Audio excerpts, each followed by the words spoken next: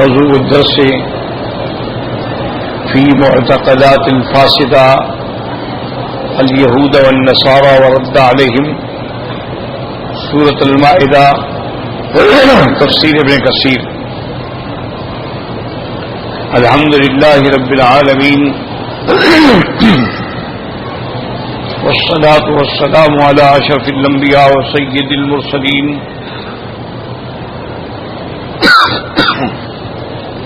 سيدنا محمد وعلى آله وأصحابه أجمعين. اللهم صل على سيدنا محمد وعلى آل سيدنا محمد كما صليت على إبراهيم وعلى آل إبراهيم في العالمين إنك حميد مجيد.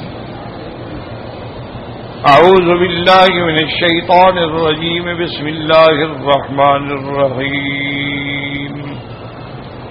لقد كفر الذين قالوا إن الله هو المسيح ابن مريم قل فمن يملك من الله شيئا إن أراد أن يهلك المسيح ابن مريم وأمه ومن في الأرض إن أراد أن يهلك المسيح ابن مريم وأمه ومن في الأرض جميعا ولله ملك السماوات والأرض وما بينهما يخلق ما يشاء والله على كل شيء قدير. وقالت اليهود والنصارى نحن أبناء الله وأحباؤه قل فلم يعذبكم بذنوبكم بل أنتم بشر ممن خلق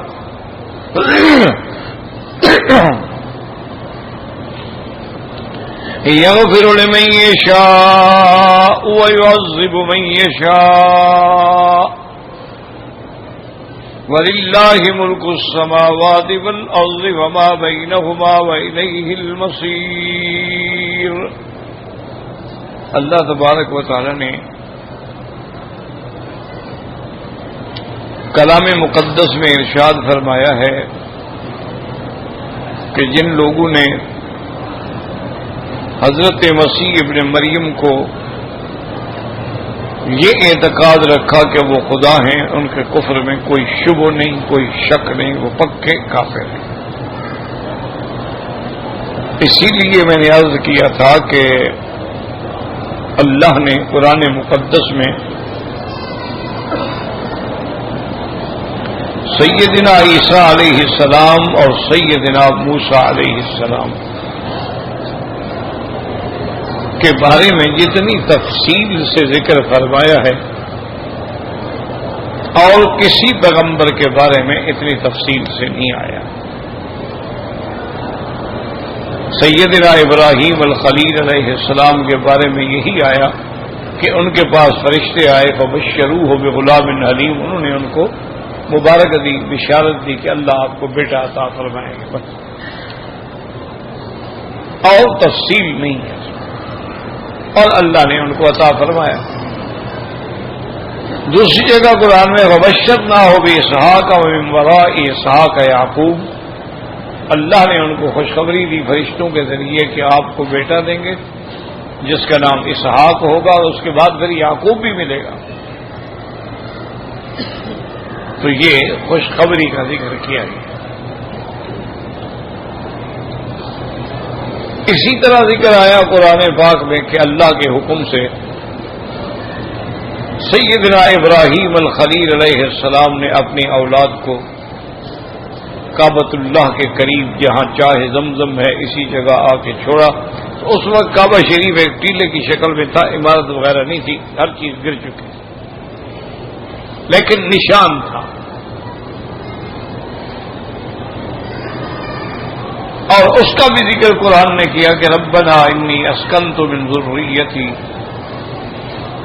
بواد غیر ذی زرع عند بیتک المحرم، میرے رب میں اپنے اولاد میں سے کچھ من ذریتی، من تبعیض کے لیے ہے، چونکہ سارے خاندان کو تو نہیں لے آئے تھے، آپ تو صرف حضرت اسماعیل اور ام اسماعیل کو لائے تھے. ایک ایسی وادی میں بواد غیر ذی زرع جہاں کوئی آبادی نہیں، لیکن اس وادی کا ایک شان ہے کہ ان بیتک المحرم، وہ تیری حرمت والے اور عزت والے اور شان والے گھر کے قریب ہے. اس لیے علماء نے فرمایا کہ یہ کعبہ شریف جو ہے یہ تو ازل سے ہے اور ابد تک ہے. کعبۃ اللہ تو اس وقت بھی تھا جب اللہ نے زمین و آسمان سے بھی پہلے پانی کو پیدا فرمایا.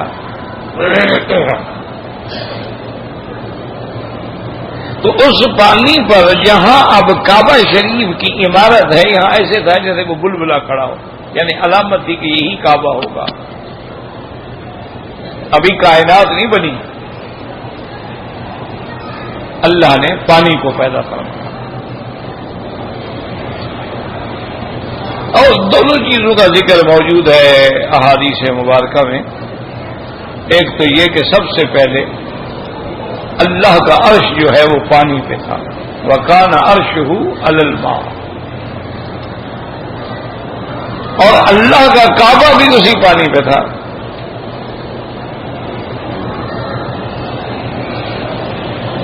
پھر اللہ تبارک و تعالی نے زمین و آسمان کے پیدا کرنے کا ارادہ فرمایا تو سب سے پہلے اللہ نے زمین کو پیدا فرمایا، یاد رکھو.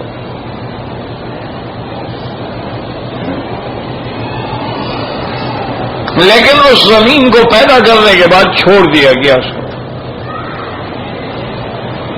ثم استوى الى السماء وهي دخان، پھر اللہ نے آسمانوں کا ارادہ فرمایا اور وہ ایسے تھے جیسے دھواں ہو. دخان کہتے ہیں دھواں. اس کی وجہ کیا تھی؟ وجہ یہ تھی کہ جو پانی تھا نا اللہ کے حکم سے وہ گرم ہونا شروع ہوا تو اس سے وہ دھواں نکلا، بخارات نکلے، وہ اوپر چلے گئے اور وہ پانی گھٹتا گیا گھٹتا گیا گھٹتا گیا. جیسے آپ دیکھیں نا پانی کو آپ آگ پہ رکھ دیں تو پانی گھٹنا شروع ہو جائے گا. آپ نے 1 کلو دیگچی میں رکھا ہے، رکھنے تھوڑی دیر آدھا کلو پھر تھوڑا رہ جائے پھر تو باقی ختم ہو جائے. تو اسی طرح یہ زمین کا پانی جو سب سے پہلے اللہ نے پیدا فرمایا تھا وہ پانی بھی گھٹتا گھٹتا گھٹتا گھٹتا وہ ایک بالکل ایسے شکل اختیار کر گیا جیسے کیچڑ کی شکل ہوتی ہے.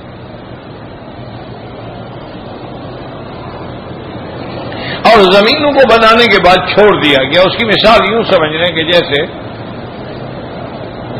ہمارے گھروں میں پہلے رواج تھا، اب تو خیر ماشاءاللہ ہر چیز ہوٹلوں سے آتی ہے، ورنہ پہلے رواج ہوتا تھا کہ لوگ گھر میں روٹی پکاتے تھے. اب بھی پکاتے ہوں گے، غریب بیچارے، بڑے آدمی تو نہیں پکاتے نا. بڑے آدمیوں کو تو اللہ نے گھر کی نعمت سے بھی اور حلال سے بھی محروم رکھا ہوا ہے. ان کا گزارا جو ہے وہ ہوٹلوں پہ ہوتا ہے اور ہوٹل کی چیزوں پہ ہوتا ہے یا باہر سے امپورٹڈ چیزوں پہ ہوتا ہے جن کے حلال ہونے میں یعنی کوئی یقین نہیں بلکہ شو ہے کہ وہ حرام ہے. لیکن غریب لوگ بہرحال تو اپنی روٹی پکائی جاتی تھی اور بلکہ گھروں میں یہ عزت سمجھی جاتی تھی کہ بیوی تازہ تازہ روٹیاں بنا بنا کے خاوند کو دے رہی ہے. یہ ایک بڑی یعنی عزت، احترام اور محبت کی دلیل ہوتی ہے. مہمان آ گئے ہیں، تازہ تازہ روٹیاں پک کے آ رہی ہیں گھر سے، یا تندور میں لگی ہوئی تندوری روٹیاں آ رہی ہیں. تو یہ اب تو وہ قصے کہانیاں ہو گئی، وہ دیہاتوں میں تو ہوگا. تو بہرحال تو وہ پہلے آٹا گوندتے ہیں نا بیویاں، تو آٹا گوند کے پیڑے بنا کے رکھ دیتی ہیں تاکہ ایک تو آٹے میں خمیر پیدا ہو جائے اور پھر وہ پیڑے جو ہیں اچھی طرح پھر آ کے پیڑے کو پھیلایا جائے. یہی زمین یہ کیفیت ہے، اس کو پیدا کر کے چھوڑ دیا گیا. پھر آسمان بنے. اس کے بعد اللہ فرماتے ہیں وَالْأَرْضَ بَعْدَ ذَلِكَ دَحَاهَا، اس کے بعد پھر ہم نے زمین کو پھیلایا. پیدا پہلے ہوئی، پھیلائی بعد میں گئی. یہ بات یاد رکھیں. اور جب زمین کو پھیلایا گیا تو اس کی ابتدا بالکل اسی جگہ سے ہوئی جہاں کعبہ شریف ہے. یہی سے زمین پھیلی. تو یہ مرکز ہے، یہ اساس ہے، یہ بنیاد ہے. اسی لیے ہے نا کہ جب تک کعبہ ہے دنیا قائم ہے، جب کعبہ نہیں رہے گا دنیا بھی ختم. چونکہ مرکزی ستون ہی گر جائے تو خیمہ تو گر جائے گا نا. چھتیں ستون پہ کھڑی ہیں، ستون گر گئے، چھتیں تو نہیں رہ جائیں گی.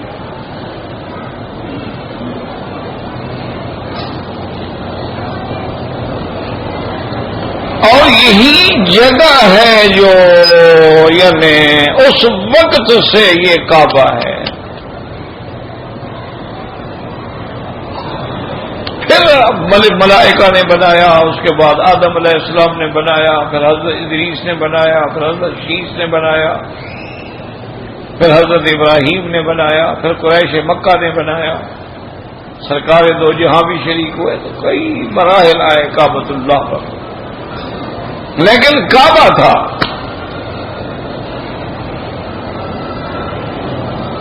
اور بلکہ حضرت ابن عباس کے قول میں تو یہ بھی ملتا ہے، وہ فرماتے ہیں کہ یہ صرف یہ کعبہ نہیں، یہ تو ہمیں نظر آتا ہے نا، ہم نماز پڑھ رہے ہیں، طواف کر رہے ہیں، لیکن وہ فرماتے ہیں ہر آسمان میں کعبہ ہے اور بالکل اسی کعبے کے اوپر ہے. اور سب سے آخری بیت المعمور ہے جو 7ویں آسمان پہ، وہ بھی بالکل اسی کے اوپر ہے.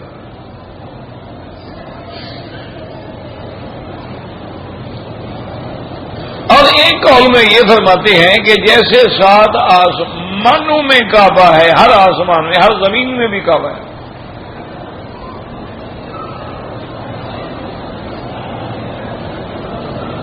ہر زمین میں، چونکہ زمینیں بھی تو 7 ہیں نا.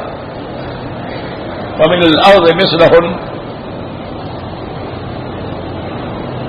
آسمان بھی 7 ہیں، 7 سماوات طباقا،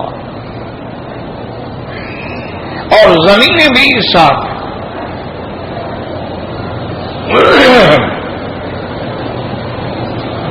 اور اللہ کا نظام ہے، اس کی حکمتیں ہیں کہ پھر کعبۃ اللہ کے طواف کے چکر بھی 7 ہیں.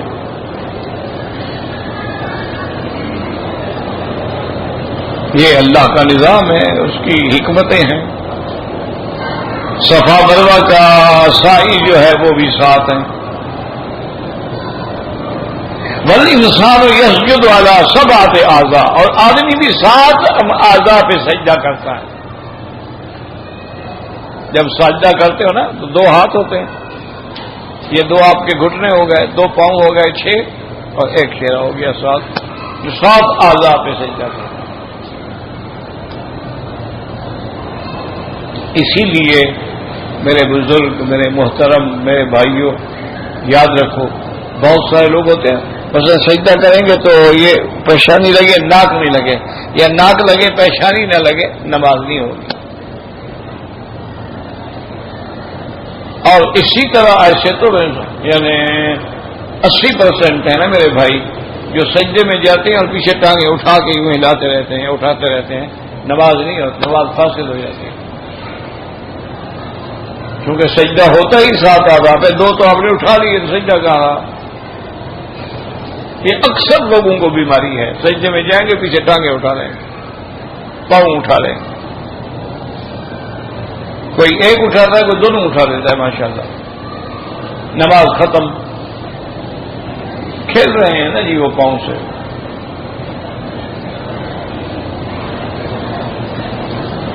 اور یہ بھی اللہ کے ہر چیز میں حکمت ہے. آمنا باللہ. اور جہنم کے دروازے بھی 7 ہیں، لہا 7 ابواب. اگر 7 اعضاء پہ سجدے کرنے والے بنو گے تو جہنم سے بچ جاؤ گے. اور نہیں بنو گے تو پھر وہی قرآن کہتا ہے ما سلککم فی سقر قالوا لم نک من المصلین. جب فرشتے پوچھیں گے ہو تم کیوں جہنم میں جا رہے ہو؟ انہوں نے کہا جی ہم نماز نہیں پڑھتے تھے. تو نماز علامت ایمان ہے، بنیاد ایمان ہے. نماز صلۃ بین العبد و بین الرب. جو بندہ نماز نہیں پڑھتا یوں سمجھو اللہ سے وہ کٹ گیا ہے.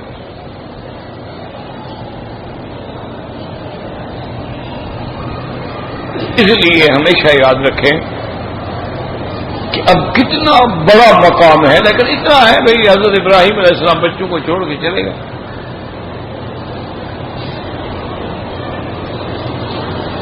لیکن آخر کیا وجہ ہے کہ موسیٰ علیہ السلام کی بھی اتنی تفصیل ہے کہ موسیٰ علیہ السلام ابھی پیدا نہیں ہوئے، ماں کے پیٹ میں ہیں، ماں گھبرا رہی ہے، ڈر رہی ہے، کیونکہ فرعون نے آرڈر کیا ہوا تھا کہ لڑکا پیدا ہو قتل کر دو، لڑکی ہو چھوڑ دو.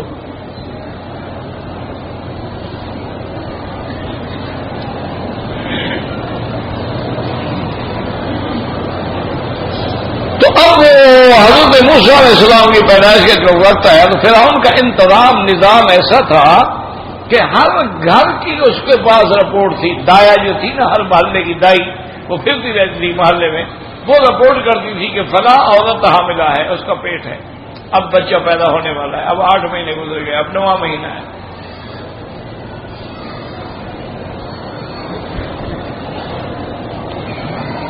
اور اگر یعنی بچہ پیدا ہوتا تو ماں باپ کے سامنے یذبحون ابناءہم، ان کو ذبح کیا جاتا. کبھی تو انہیں قرآن میں غور کیا کہ ذبح کیوں کرتے تھے؟ یہ غور کیا ہے کہ لڑکوں کو ذبح کرتے تھے، لڑکیاں کیوں چھوڑ دیتے تھے؟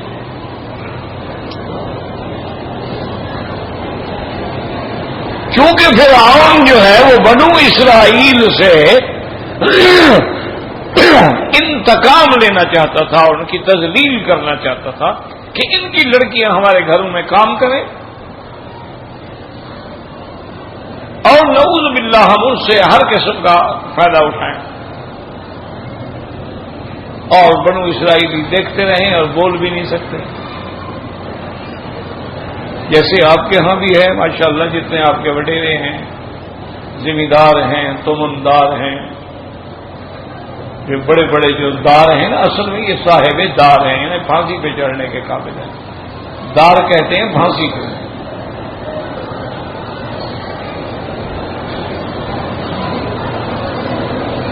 تو یہ جتنے خدا کی قدرت ہے، دار لگا ہوا ہے، زمین دار، ذیل دار، جاگیر دار، تمن دار، یہ ہیں یہ سارے دار کے قابل. ان کے سامنے بھی یہی ہے کہ اگر کسی نوکر کی، کسی ہمسائے کی، کسی مزہرے کی لڑکی خوبصورت ہے وہ اٹھا لو. ماں باپ جانتے ہیں، بول نہیں سکتے.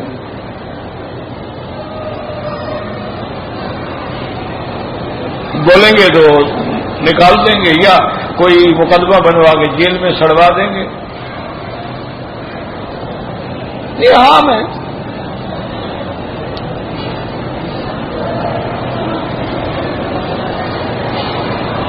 یعنی انہوں نے ایسا فرعونی نظام رکھا ہوا ہے ہمارے جاگیرداروں نے اور زمینداروں نے اور لوگوں نے کہ ان کی اجازت کے بغیر کوئی آدمی اپنی لڑکی کی نکاح نہیں کر سکتا جب تک سردار سے جا کے نہ پوچھے.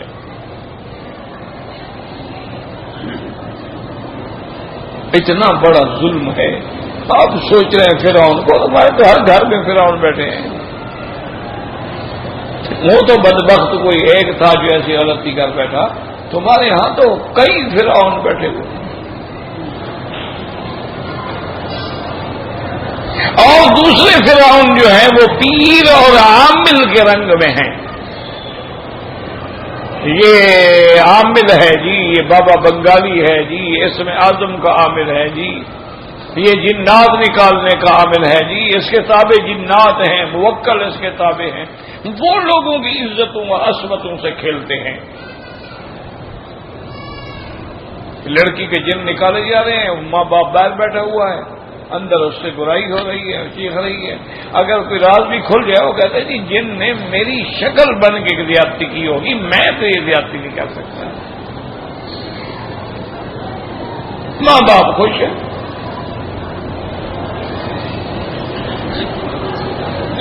یہ بھی فرعون ہے. نوجوان لڑکیاں خود لے آتے ہیں اور مرشد کے گھر میں لے جاتے ہیں کہ جی یہ 1-2 مہینے آپ کے گھر میں رہیں گی، خدمت کریں گی. اور بیویوں کو بھی پتا ہوتا ہے کہ انہوں نے کیا خدمت کرنی ہے. انا للہ و انا الیہ راجعون. تو اب دیکھیں کہ اس وقت کا ذکر ہے کہ موسیٰ علیہ السلام کی والدہ ہے، دل کانپ رہا ہے، دھڑک رہا ہے. اللہ جانے بچہ ہوگا، بچی ہوگی، اور اگر بچہ ہو گیا تو یہ ظالم میرے سامنے ضدیں کیوں کرتے ہیں کہ ابھی گولی مارنے کی کیا ضرورت ہے، خرچ ہوگا نا، چاقو سے خرچ کچھ نہیں ہوتا نا. پھر ضدیں جانوروں کو کیا جاتا ہے، گویا یہ جانور ہیں. ایک اور اہانت ہے.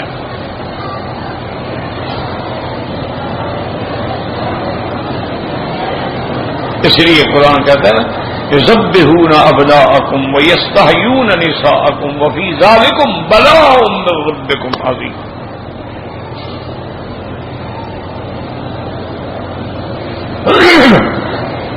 اسی لیے پہلا مطالبہ بھی یہی کیا تھا ارسل معنا بنی اسرائیل.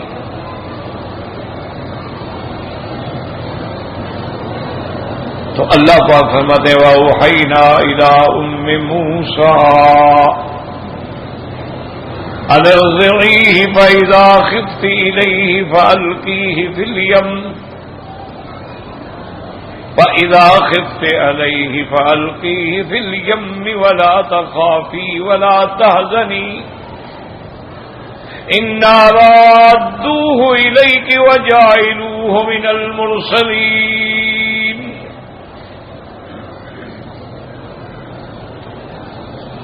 اللہ نے فرمایا کہ موسیٰ علیہ السلام کی والدہ کو ہم نے وحی بھیجی.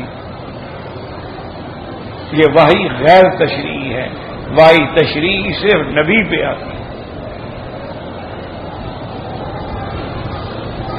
کہ اپنے بیٹے کو دودھ پلاؤ، دودھ پلانے کے بعد اس کو کپڑے میں اچھی طرح لپیٹ کے ایک صندوق میں رکھو، وَأَلْقِيهِ فِي الْيَمِّ دریا میں ڈال دو. دریا قریب تھا.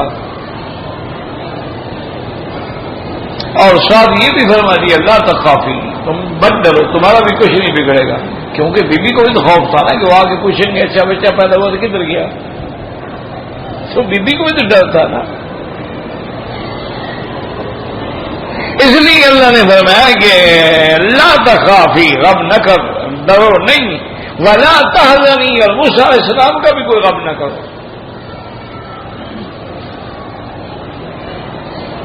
ہمارا وعدہ ہے انا رادوہ الیک، ہم موسیٰ علیہ السلام کو پھر تیرے پاس لائیں گے، یہ ہمارا وعدہ ہے. وجاعلوہ من المرسلین، اور یہ بھی وعدہ ہے کہ ان کو ہم اللہ کا رسول بنائیں گے.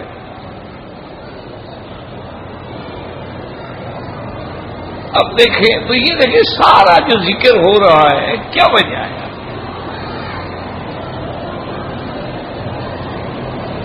اب وہ صندوق دریا سے نکلی تو چھوٹی نہر میں آ گئی. اس نہر میں آنے کے بعد فرعون کے محلات کے اندر جو چھوٹی نہر جاتی تھی اس میں آ گئی، اور اس میں چلتے چلتے وہ جو اندر سوئمنگ پول بنائے ہوئے تھے اس نے اس ہاؤس میں آ گئی.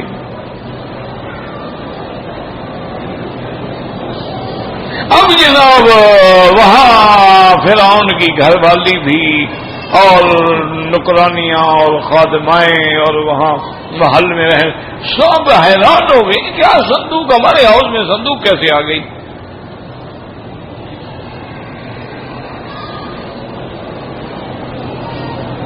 حیران پریشان. فرعون کو بھی خبر کی گئی کہ جی ہمارے تو گھر میں صندوق آ گئی ہے، پتہ نہیں کیا ہے. فرعون بھی آ گیا کہ یہ تو عجیب بات ہے نا، میرے گھر میں کوئی صندوق آ جائے، اللہ عالم اس میں کیا ہے، کیا چیز ہے. دیکھو نا، اللہ تبارک و تعالیٰ بھی بندے کو قدرت کے کوڑے مارتے ہیں نا کہ بدبخت تو جو خدائی کا دعویٰ کر کے بیٹھا ہوا ہے تو مجھے یہ بھی پتہ نہیں کہ صندوق میں کیا ہے، تو کیسے خدا ہو؟ تمہیں اپنے گھر میں آئی ہوئی صندوق کا پتہ نہیں ہے تو ساری مخلوق کا کیسے پتہ ہو سکتا ہے؟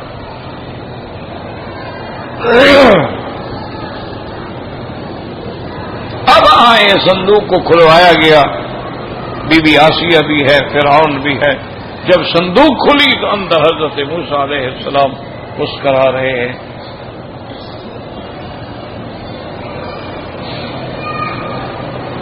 اب چونکہ بچہ تھا تو بیوی ایسے تو گھبرا گئی نا کہ فرعون ایسا نہ ہو کہیں قتل کا آرڈر جاری کر دے، یہ لڑکا ہے نا، کسی نے بچانے کے لیے قتل کرو.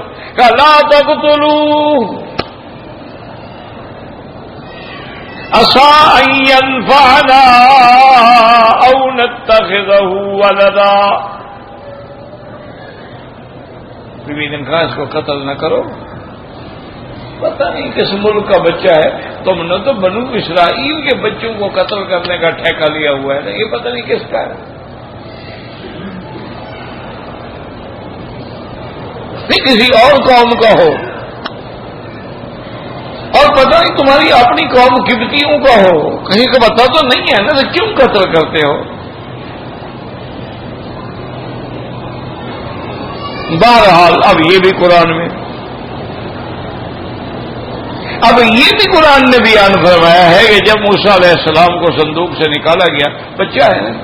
اچھا اب یہ دیکھو، وہ جو صندوق بند کی گئی تھی اس دور میں کیا کوئی انتظامات تھے ایسے کہ آکسیجن کے لیے سوراخ رکھے گئے ہوں؟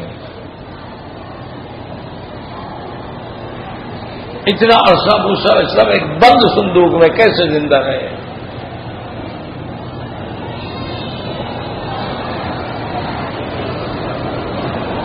اشارہ تھا کہ موسیٰ علیہ السلام میں اگر تجھے ایک بند صندوق میں محفوظ رکھ سکتا ہوں تو فرعون کے گھر میں بھی محفوظ رکھ سکتا ہوں، فکر نہ کرو.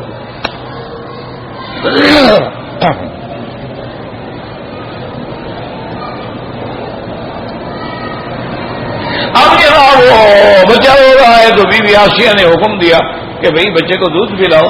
فوراً عورتیں دایا آ گئیں، عورتیں آ گئیں، وہ سب آ گئیں. وہ جناب سینے سے لگاتے ہیں اور رونا شروع کر دیتے ہیں. موسیٰ علیہ السلام قبول ہی نہیں کرتے دودھ. رات گزر گئی بے چینی میں اور موسیٰ علیہ السلام کی اماں تڑپ رہی ہے. اس سے اندازہ کرو نا جن کی اولادیں چھن گئی.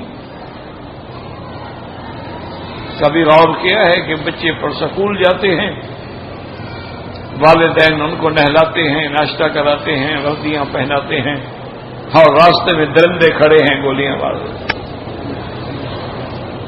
کسی کی لاش ملتی ہے، کسی کی لاش ہی نہیں ملتی. ان والدین سے پوچھو نا ان پہ کیا گزرتی.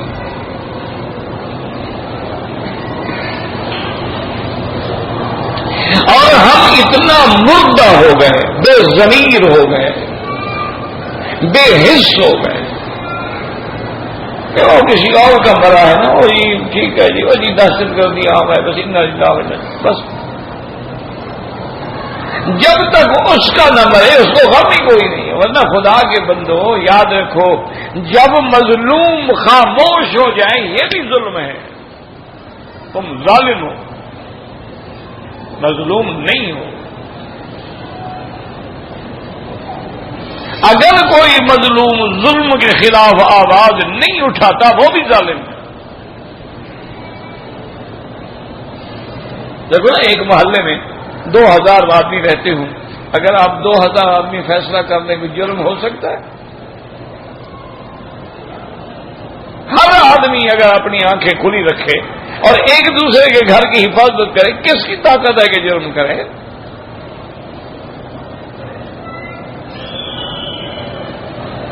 چپ ہیں، خاموش ہیں، وہ جی ڈرے ہوئے، ڈرنے سے کوئی بچ جاؤ گے؟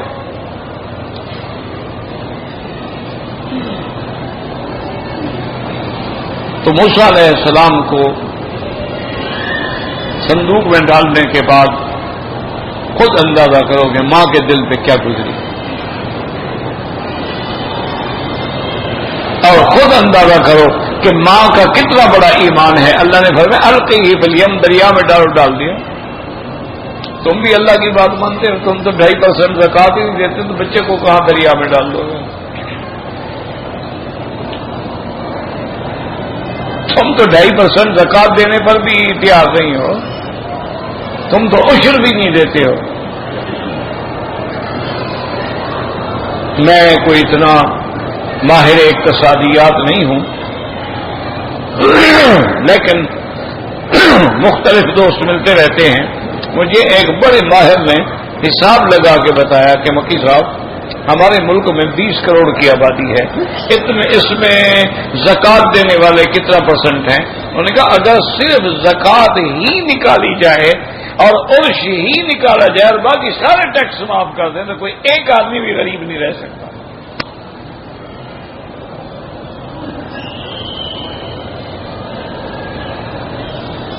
صحیح معنی میں یعنی ہر آدمی زکات دے اور ہر آدمی عشر دے، ان کے سارے ٹیکس آگ لگا دیں، معاف کر دیں، چھوڑ دیں، کوئی بندہ غریب نہیں ہوگا آپ کے ملک میں۔ اور پھر زکات جو ہے تو اخذ من اغنیائہم وترد الی فقرائہم، جو ان کے غنی سے لی جاتی ہے انہی کے فقیروں کو لوٹائی جاتی ہے۔ لیکن ہماری ٹیکس جو ہے وہ تو یہ ہوتے ہیں جی، غریبوں سے لی جاتی ہے، غنی پہ خرچ کی جاتی ہے، کیونکہ بڑے آدمی تو ٹیکس دیتے ہی نہیں نا، وہ تو ٹیکس پروف ہیں۔ تم نے کیا ٹیکس دینا ہے؟ انہوں نے تو کنڈے لگائے ہوئے ہیں، 24 گھنٹے ان کی بجلیاں چلتی ہیں، ایئر کنڈیشن چلتے ہیں، مختلف لائنوں سے انہوں نے کنڈا لیا ہوا ہے کہ ادھر اگر لوڈ شیڈنگ ہوگی دوسرا چلا دو۔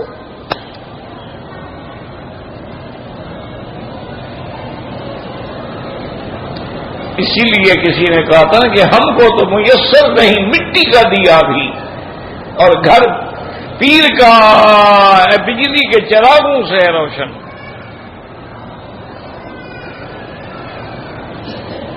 اب موسیٰ علیہ السلام نے حضرت موسیٰ علیہ السلام کی بہن سے کہا کہ بیٹی جاؤ تو صحیح کو پتہ تو کرو، آخر صندوق ہے، صندوق گئی ہوگی، کسی نے پکڑی ہوگی تو کوئی شور غل تو ہوگا نا، کوئی صندوق تھی آ رہی تھی، پکڑی گئی، کہاں گئی، کدھر گئی، تو پتہ لگے گا۔ کچھ سی ہے، کسی طرح راستے پہ آپ چل پڑے۔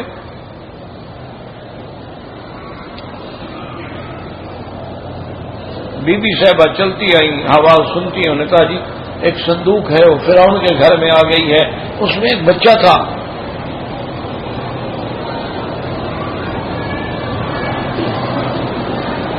بی بی نے آہستہ آہستہ، وہ چونکہ ایک نیا واقعہ ہو گیا تھا نا تو روک بھی تو نہیں رہا تھا نا، عورتیں جا رہی تھی، وہ لڑکی بھی چلی گئی اندر، جا کے دیکھا ہو تو اس کا بھائی ہے۔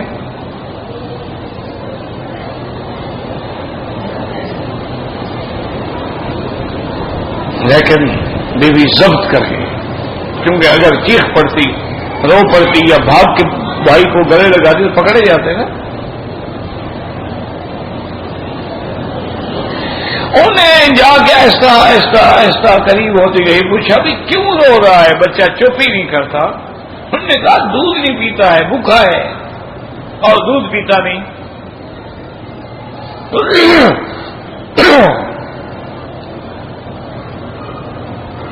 تو بی بی کہنے الا ادلکم الی اہل بیت یکفلونہ، بی بی نے کہا کہ اگر تم چاہو تو میں تمہیں ایک گھرانے کے بارے میں بتا سکتی ہوں، وہاں ایک بہت بڑی نیک عورت ہے، پاک عورت ہے، اور اس کا دودھ مجھے اندازہ ہے کہ یہ پی لے گا۔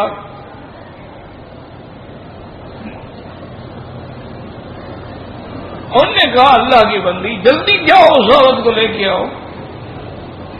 یہ تو ملکہ کا آرڈر تھا نا فرعون کو۔ اب ہمشیرہ ان کی بھاگی دوڑی، ابا اماں بھائی مل گیا ہے، کہاں ہے؟ ان کا فرعون کے گھر میں۔ فرعون کے گھر میں؟ نے کہا میں آنکھوں سے دیکھ کے آ رہی ہوں، اور سب سے بڑی بات یہ ہے کہ وہ دودھ نہیں پیتا، رو رہا ہے، بڑا چیخ رہا ہے، اور انہوں نے کئی عورتیں منگائی ہیں، کسی کا دودھ نہیں پیتا۔ میں نے کہا کہ ایک بیوی ہے اس کا پی لے گا، تو آپ چلیں اب موسیٰ کو دودھ پلائیں۔ انہوں نے کہا بیٹی میں نہیں جاتی۔ کیوں؟ اسی میں حکمت تھی نا۔ انہوں نے کہا اللہ نے وعدہ کیا تھا انا رادوہ الیک، ہم تیرے پاس موسیٰ کو لوٹائیں گے، یہ تو نہیں کہا تھا کہ تجھے لے جائیں گے موسیٰ علیہ السلام پاس۔ تو جب پہلا وعدہ پورا ہو گیا ہے صندوق میں رہ کے بچ جانے کا، دوسرا بھی پورا ہوگا۔ اور اسی میں حکمت تھی کہ اگر ماں بھاگتے ہوئے آ جاتی تو ماں مامتا ہوتی ہے، اس کے پکڑنے کا، بچے کو لینے کا اور بچے کا سینے سے لگانے کا انداز ہی نرالا ہوتا تو راز کھل جاتا۔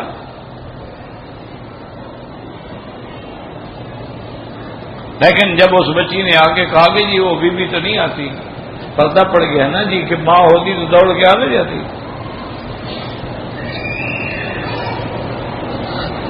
انہوں نے کہا پھر وہ کیا چاہتی؟ انہوں نے کہا وہ کہتی ہے میرے پاس لے آؤ تو میں دودھ پلا دوں گی۔ تو موسیٰ علیہ السلام کو لے گئے، بی بی نے باوضو تھی، سینے سے لگایا، موسیٰ علیہ السلام دودھ پینا شروع کر دیا۔ ملکہ خوش ہو گئی، انہوں نے کہا اچھا بی بی ایسا کرو کہ تم روز ہمارے محلے میں، وہیں ہمارے محل میں ٹھہرو۔ انہوں نے کہا نہیں میں محل میں نہیں جاتی۔ انہوں نے کہا پھر آ کے دودھ پلا جایا کرو موسیٰ علیہ السلام۔ انہوں نے کہا نہیں آپ لے آیا کریں اور دودھ پلا کے لے جایا کریں، میں نہیں آتی۔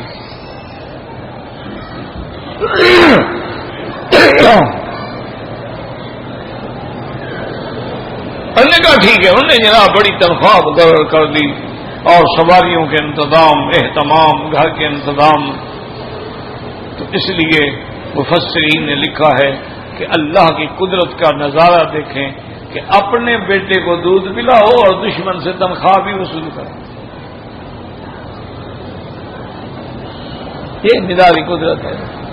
تو یہ سارا واقعہ کیوں ہے آخر؟ موسیٰ علیہ السلام پھر فرعون کے گھر میں پلے بڑھے، جوان ہو گئے۔ اچھا ابھی چھوٹے تھے، یہ بھی کتابوں میں موجود ہے کہ ابھی سال ڈیڑھ سال کی عمر تھی، پاؤں پاؤں ایسے وہ گھسٹتے تھے، چلتے تھے۔ تو ایک دن فرعون نے دیکھا کہ بچہ ہے اور میری ملکہ نے بیٹا بنایا ہوا ہے، چلو میں بھی اٹھا لوں اس کو۔ تو اس نے بچے کو، موسیٰ علیہ السلام کو اٹھایا تو اس نے تھپڑ مارا۔ فرعون چونک گیا، کہنے لگا ہاں یہی میرا دشمن ہے، جلدی بلاؤ جلادوں کو قتل کرو۔ اور بیوی آگے اس نے کہا فرعون بادشاہ ہو، اتنے بڑے ملک کے بادشاہ ہو، مصر کے بادشاہ ہو، ایک بچہ اس کو پتا ہے تم فرعون ہو، یہ تمہاری داڑھی میں موتی شوتی لگے ہوئے ہیں، تو اس نے اس وجہ سے پکڑا۔ میں نے کہا نہیں اس نے مجھے تھپڑ مارا ہے باقاعدہ۔ اور نے کہا عقل کی بات کرو، بچہ ہے اس کو کوئی پتہ نہیں۔ ایسے کہا اچھا چلو بچے کا امتحان کرتے ہیں۔ اسے کہا کیسے امتحان کرو گی؟ اور نے کہا ایسا کرو کہ سامنے ایک پلیٹ میں رکھو ہیرے جواہر موتی اور ایک میں رکھو انگارے، اور یہاں سے موسیٰ علیہ السلام کو چھوڑ دو، دیکھو کدھر جاتا ہے۔ اگر وہ موتیوں کو اٹھاتا ہے پھر تو سمجھدار ہے، اور اگر وہ انگارے کو اٹھاتا ہے صاف ظاہر ہے کہ وہ سمجھدار نہیں ہے، ورنہ کون آگ اٹھاتا ہے؟ پھر ان کے دماغ کو بات لگ گئی، اس نے کہا بات تو ٹھیک ہے، چھوڑا جناب۔ موسیٰ علیہ السلام ماشاءاللہ موتیوں کی طرف جا رہے تھے، اللہ نے حکم دیا جبریل کو میرے پیغمبر کو پھیرو، یہ تو ادھر جا رہا ہے، یہ تو ابھی راز کھل جائے گا سارا۔ سب جبریل علیہ السلام نے ادھر پھیر دیا، انہوں نے انگارہ اٹھا کے زبان پہ رکھ لیا، جس کی وجہ سے وہ لکنت پیدا ہو گئی، جس کے لیے حضرت موسیٰ نے دعا مانگی تھی، رب اشرح لی صدری وَيَسِّرْ لِي أَمْرِي وَاحْلُلْ عُقْدَةً مِّن لِّسَانِي يَفْقَهُوا قَوْلِي، کہ یا اللہ میرا سینہ کھول دے، اور میری دعوت کا معاملہ آسان فرما دے، اور میری زبان میں جو گرہ بڑھ گئی ہے اس گرہ کو کھول دے تاکہ لوگ میری بات سمجھ سکیں۔ علماء نے لکھا ہے کہ موسیٰ علیہ السلام نے پوری دعا نہیں مانگی، اتنا فرما دیتے کہ وَاحْلُلْ عُقْدَةً مِّن لِّسَانِي، تو پوری طرح زبان کھل جاتی، لیکن انہوں نے کہا اتنا کھول دیں کہ لوگ میری بات سمجھ سکیں، اللہ نے بھی اتنی کھولی۔ وَاحْلُلْ عُقْدَةً مِّن لِّسَانِي يَفْقَهُوا قَوْلِي، اتنی تاکہ لوگ میری بات سمجھ سکیں۔ تو اللہ تبارک و تعالی نے اتنی زبان کھولی، اسی لیے موسیٰ علیہ السلام نے عرض کیا تھا یا اللہ میں جب جانے کے لیے تو تیار ہوں، لیکن مہربانی کر کے میرے بھائی کو میرے ساتھ بھیجیں، کیونکہ افصح منی لسانا، اس کی زبان زیادہ صاف ہے۔ یہ سارا واقعہ کیوں ہے آخر؟ اللہ اکبر اللہ اکبر۔ پھر حضرت موسیٰ علیہ السلام عین شباب پہ آ گئے، جوان ہو گئے۔ موسیٰ علیہ السلام شکار پہ نکلے، آگے دیکھا تو ایک بندہ چیخ رہا ہے، رو رہا ہے، کیا بات ہے؟ انہوں نے کہا یہ مجھے مارتا ہے، وہ بنو اسرائیلی تھا۔ هذا من شیعته وهذا من عدوه، یہ موسیٰ علیہ السلام کی قوم سے تھا، بنو اسرائیلی تھا، اور وہ دشمن تھا، قبطی تھا، فرعون کی قوم کا آدمی تھا جو اس غریب پہ ظلم کر رہا تھا۔ اور نے کہا موسیٰ علیہ السلام مجھے چھڑاؤ، فَفَقَدَهُ مُوسَىٰ فَقَضَىٰ عَلَيْهِ، موسیٰ علیہ السلام آگے بڑھے اور ایک تھپڑ مارا، وہ تو اسی وقت مر گیا۔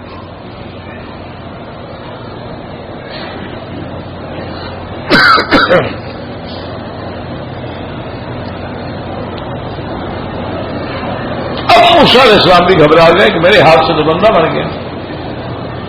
قال هذا من عمل الشیطان، اب اس کے دو معنی ہیں کہ یا یہ جو میں نے بے ساختہ اس کو مار دیا ہے یہ اچھا عمل نہیں، بلکہ یہ تو شیطانی وسوسے کی وجہ سے، غصے کی وجہ سے، کیونکہ غصہ جو ہے آگ ہے اور شیطان بھی آگ ہوتا ہے۔ اور بعض علماء نے یہ بھی کہا کہ ھذا من عمل الشیطان، یہ تو تھا ہی کوئی نشئی ملنگ آدمی، ورنہ تھپڑ سے کو مرتا ہے بولا، یہ تو پہلے مرا ہوا تھا، تھپڑ لگا تو مر گیا۔ اور ہر چیز میں قرآن کو خدا کے لیے پڑھا کرو اور سمجھا کرو۔ دیکھو نا جی، تھپڑ ہاتھ سے مارا تھا نا، تو اللہ نے اشارہ دیا موسیٰ اسی ہاتھ کو ہم ایسا روشن کر دیں گے یہ فرعون کو بھی مار دے گا۔ فکر نہیں کرو، آپ کو پھر ید بیضا بھی ملا ہے نا، معجزہ، ایک عصا ملا اور ایک ید بیضا ملا۔ تو اللہ نے فرمایا کہ تیرے ہاتھ میں ہم نے اتنی قوت دی ہے کہ آج تیرا دشمن مر گیا ہے، اسی طرح تیرے ہاتھ کو ہم ایسی روشنی دیں گے کہ دشمن بھی مر جائیں گے اور فرعون بھی ختم ہو جائے گا۔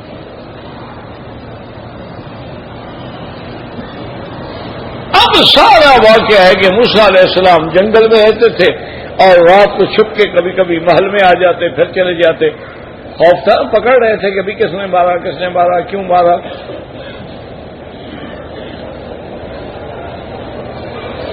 اب دوسرے دن پھر ایسا واقعہ پیش آ رہا تھا اور پھر آپ اسی جنگل میں تھے کہ ایک آدمی آیا، قال یا موسیٰ ان الملأ یأتمرون بک لیقتلوک فاخرج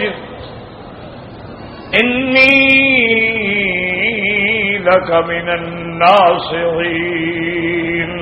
ایک آدمی آیا، اسے کہا موسیٰ علیہ السلام فرعون کی کابینہ نے تیرے قتل کا حکم جاری کر دیا ہے، میں تیرا خیر خواہ ہوں، نکل جا مصر سے، فرعون کے ملک سے نکل جا۔ فخرج منها خائفا یترقب، موسیٰ علیہ السلام نکل گئے. یہ سارا واقعہ کیوں ہے؟ یاد رکھو یہ دلیل ہے صدق محمد مصطفیٰ کی کہ حضور ایک ایک واقعے کی خبر دے رہے ہیں. حضور اس زمانے میں تھے، وہ تو 1700 سال پہلے گزرا ہے یہ واقعہ. حضور کی ولادت سے بھی 1700 سال پہلے، لیکن حضور ایک ایک لمحے کی خبر دے رہے ہیں جیسے آپ کی آنکھوں کے سامنے ہوا ہو. تو اس سے بڑی دلیل کیا ہو سکتی ہے کہ اللہ کا سچا نبی ہے اور اللہ نے وحی کے ذریعے خبر دی ہے. واللہ اعلم.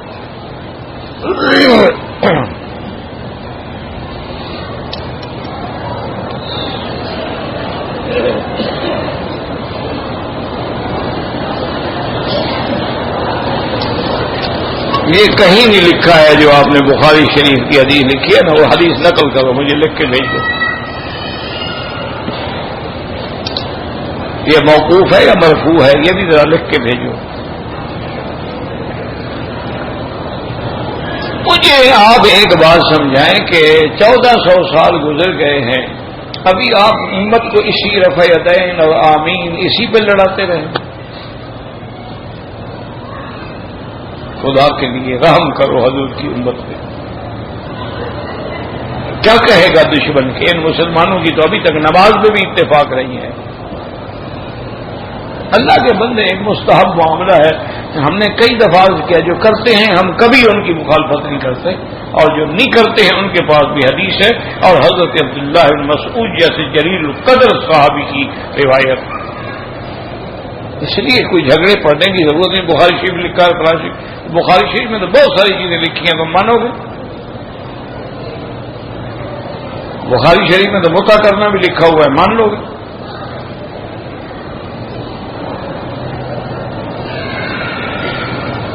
اللہ کے بندے بلا وجہ بخاری شریف میں 2 ہاتھوں سے مصافحہ کرنا بھی لکھا ہوا ہے، مان لو گے؟ تم بھی تو وہی بات مانتے ہو جو تمہارے منشے کی ہوتی ہے.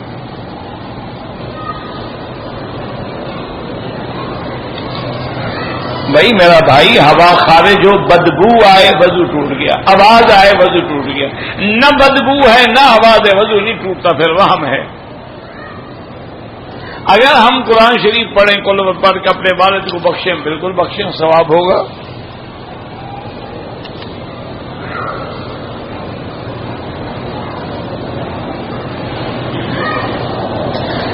ہمیں لوگ الجھا رہے ہیں کہ نماز جمعہ میں پتہ نہیں کیا نہیں ہے، اذان ایک ہے تو ایک دیا کرو. ہم تو کبھی جھگڑا نہیں کرتے. تمہیں اگر حضرت عثمان کے فیصلے سے ناراضگی ہے تو تم جانو، تمہارا کام جانے. ہم تو حضرت عثمان کا فیصلہ مانتے ہیں کہ وہ خلیفہ راشد ہے، اور حضور نے فرمایا کہ میرے خلیفہ راشد کا عمل میری سنت ہے. اور پھر اجماع صحابہ ہے، کسی صحابی نے اعتراض نہیں کیا. تم نہیں مانتے، نہ مانو، ہم تو کوئی جھگڑے والے ہیں نہیں. تم ایک اذان کو ایک بھی نہ کہو کہ جی شہر میں ایک ہو گئی ہے کافی ہے.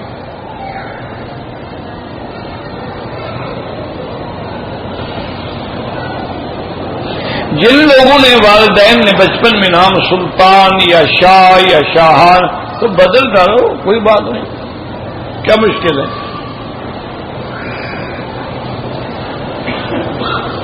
وہ ہے شاہن، شاہ نام رکھنا منع ہے، صرف سلطان رکھنا تو منع نہیں ہے. لا تقولوا شاہن شاہ، بادشاہوں کا بادشاہ تو اللہ ہے نا، کوئی بندہ تو ہو نہیں سکتا.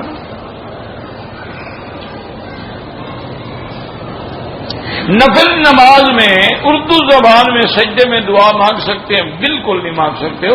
نہیں آتی دعا تو نہ اسی کو بڑھ زیادہ کرتے ہو، سبحان رب الاعلیٰ سبحان رب الاعلیٰ 100 دفعہ پڑھ لو.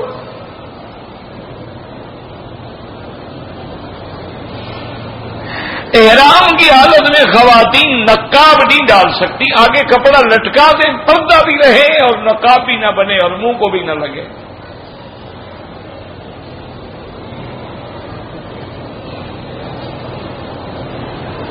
مجھے گلے میں انفیکشن ہے تو ڈاکٹر کے پاس جائیں. ہم تو مولوی لوگ ہیں، ہمارے پاس زمزمی علاج ہے. اور تو کہ زمزم پیو، اس پہ تجھے یقین نہیں. یقین ہوتا تو ڈاکٹر کے پاس جانے کی ضرورت ہی نہیں تھی کہ زمزم جو ہے وہ تو ہر بیماری کی شفا ہے. طعام طعم و شفا و سقم، لیکن یقین بھی تو ہونا.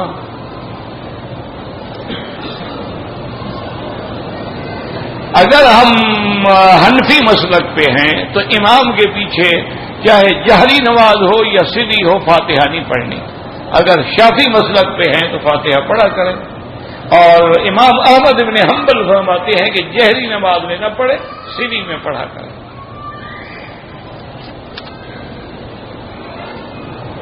کیا بندوق سے شکار جائز ہے؟ بالکل جائز ہے، لیکن مر جائے تو حرام ہوگا، حلال نہیں ہوگا، جا کے ذبح کرنا پڑے گا.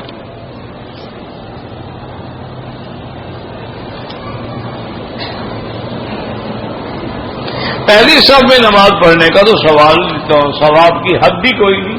حضور نے فرمایا کہ اگر میری امت کو صف اول کی ثواب کا پتہ ہو تو ایک دوسرے سے جنگ کریں یا قرآن اندازی کریں. آب زمزم سے وضو کرنا جائز ہے، بالکل جائز ہے. دوسرا عمرہ کرنا چاہیے، تمہاری مرضی، نفلی عبادت ہے، کرو کرو، نہ کرو نہ کرو.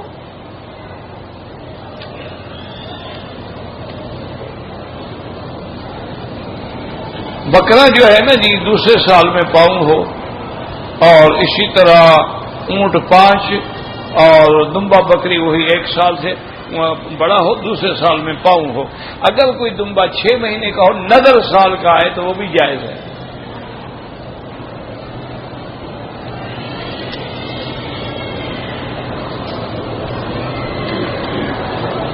احرام کی حالت میں عمرہ ختم کرنے کے بعد بال کٹوا دیے، نیا وضو کرنے کے بعد دوبارہ احرام کی حالت میں صرف طواف کر سکتا ہے؟ کر سکتا ہے، کیوں نہیں کر سکتا؟ جب بال کٹا لیے ویسے آپ احرام سے فارغ ہو گئے، اب آپ کی مرضی ہے 2 چادریں باندھ کے طواف کرتے رہو.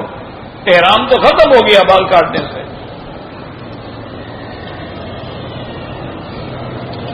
جو آدمی فوت ہو جاتے ہیں ان کی فاتحہ کھائیں، خود اس کے گھر والے پڑھ کے ثواب بھیجتے رہیں. یہ رواج جو بن گیا ہے یہ بدعت ہے. جو لوگ عمرہ کرتے ہیں اس طرح بھی نہیں پھرواتے، مشین بھی نہیں پھرواتے، اوپر سے ٹک لگواتے ہیں تو ایک بکری دم دینی پڑے گی.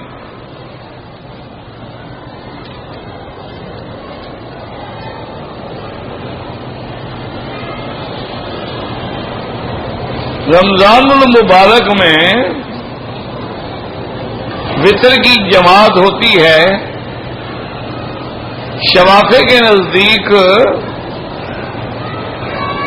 کیا ان کے پیچھے احناف کے وطر ہو جاتے ہیں؟ ہو جاتے ہیں، کوئی جھگڑا نہیں، کوئی کفر اسلام کی جنگ نہیں. 3 رکعتیں ملا کے پڑھنا بھی حدیث میں ثابت ہے، اور 2 پہ سلام پھیر کے 1 پڑھنا بھی ثابت ہے. جماعت کی وجہ سے پیچھے پڑھ لیا تو کوئی فرق نہیں.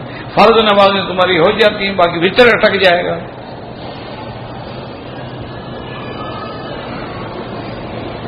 شوال کے 6 روزے رکھنے جو ہیں بعض ائمہ کے نزدیک سنت ہیں، بعض حنفی علماء اس کے قائل نہیں ہیں.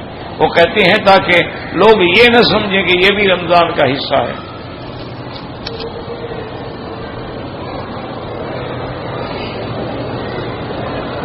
کہتے جی کہ آپ کے عورتوں کے لیے بھی اسپیکر کا انتظام کریں، دعا کریں اللہ انتظام کر دے.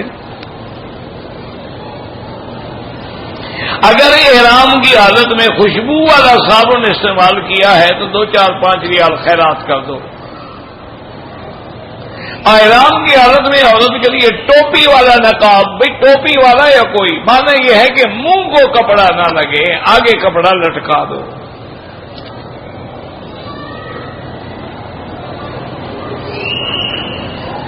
اگر مسافر شخص ظہر کی نماز قصر کے بجائے 4 رکعت پڑھ لے تو کوئی حرج نہیں، لیکن مسافر کے لیے افضل یہ ہے کہ وہ قصر پڑھے.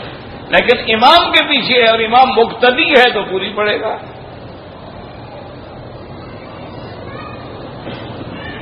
کہتے جی کہ عرب میں بھی کوئی اعلیٰ حضرت کے مقابلے کا آج تک کوئی عالم پیدا کیا ہے. اعلیٰ حضرت تو ان کے شاگرد بھی نہیں بن سکتے، اتنا بڑے بڑے عالم ہیں یہاں. تم کہاں بیٹھے ہوئے ہو؟ وہ تو ان کے سامنے عربی کا ایک صفحہ بھی نہ پڑھ سکیں. ان کی زبان ہے، ہم اجمی ہیں، ہم تو گنگے ہیں. اجمی کو کیوں کہتے ہیں؟ اجمی کے گنگا ہوتا ہے وہ. ہم ان کا کیا مقابلہ کر سکتے ہیں؟ اللہ نے جو ان کو علم دیا ہے، آمنا باللہ. دیکھو نا میرا بھائی، جھگڑوں میں نہ پڑا کرو. کوئی وجہ تو ہے نا کہ اللہ نے کبھی انڈیا سے کوئی نبی بھیجے؟ سارے عرب میں کیوں پیدا ہوئے؟ کیونکہ تم تو اعلیٰ حضرت کے مارے ہوئے ہوتے تھے نا. اگر نبی وہاں ہوتا تم اس کو خدا بنا لیتے. خدا کا کام تو ختم. کوئی وجہ تو ہے نا کہ اللہ نے انبیاء عرب میں بھیجے ہیں. اور حضور نے فرمایا کہ حب العرب من الایمان، عربوں کی محبت ایمان ہے. اور فرمایا کہ میں بھی عربی ہوں، قرآن بھی عربی ہے، جنت کی زبان بھی عربی ہے. اللہ کے بندے کوئی حکمتیں تو ہیں.